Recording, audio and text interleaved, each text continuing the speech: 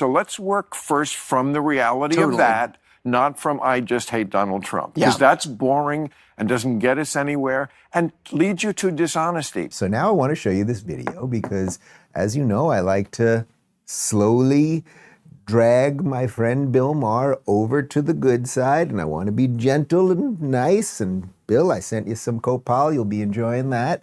But here he is on Club Random Podcast admitting that he was wrong about Trump's tariffs. Again, which only 3 months ago, it was fairly obvious to some of us that this was about negotiations and leverage, which is exactly now how it has all worked out. But I will give credit where credit is due. It is good when someone acknowledges that they were wrong.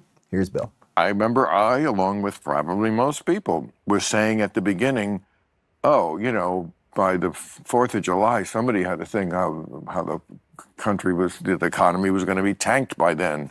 And I was kind of like, well, that seems right to me, but that didn't happen. Now, it could happen tomorrow.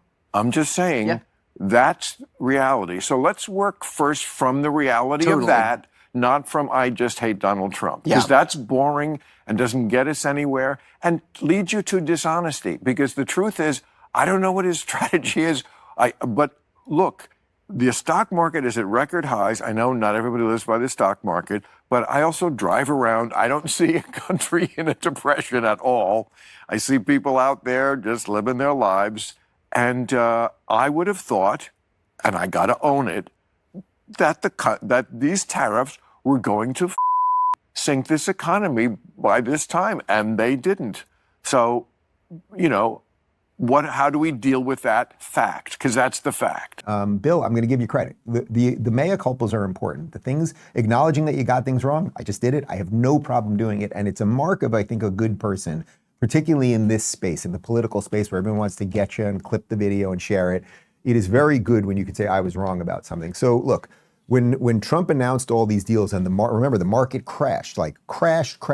We had 3 really bad days and people were like, this is it, it's the recession and it's the Great Depression Part 2 and all of these things. I never felt that.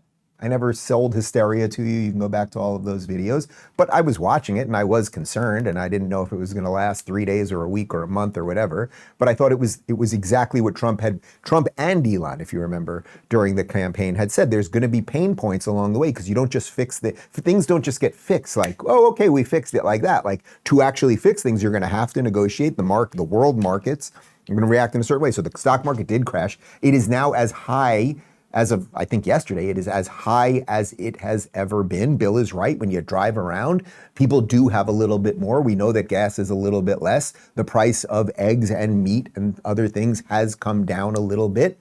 All of that stuff. And then as per the deals themselves, I would say, Bill, you've come a long way, and maybe this is perhaps this is the last little thing you need to see as proof that Donald Trump does actually know what he's doing. So you're with him on free speech, you're with him on foreign policy, you're with him on a lot of these things. You've now broken bread with the guy and realized that he's actually a lot nicer and kinder than Barack Obama and more authentic and all of that.